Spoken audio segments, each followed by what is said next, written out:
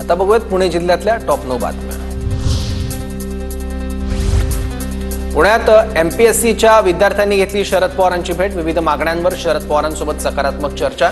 एमपीएससीचे अध्यक्ष रजनीश सेठ यांनी विद्यार्थ्यांना भेटीसाठी दिली वेळ।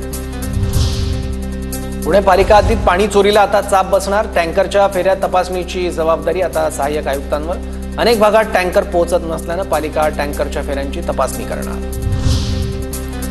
पुण्यात वाहतूक खटल्यांचं ई फायलिंग प्रायोगिक तत्वावर पुणे मोटर वाहन न्यायालयात ई फायलिंग प्रयोग राबवला। 17 मार्चपासून आतापर्यंत 3560 खटले नोंदवले।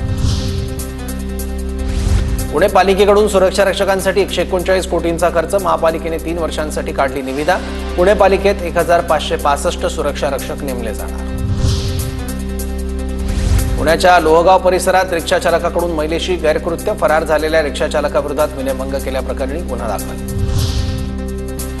पुण्याच्या हडपसर भागात दहशत माजवणारा गुंड टिपू पठाणची पोलिसांनी काढली धिंड। टिपू पठाणवर महिलेची जमीन हडपल्याप्रकरणी दाखल झाला होता गुन्हा।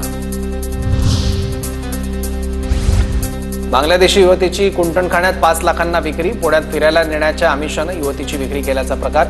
महिलेसह साथीदारांना अटक। अमृत भारत स्टेशन योजनेत पुण्यातील 9 रेल्वे स्थानकांचा समावेश। पुणे, शिवाजीनगर, लोणावळ्यासह 9 स्थानकांचा समावेश। महाराष्ट्रातील 132 रेल्वे स्थानकांचा समावेश।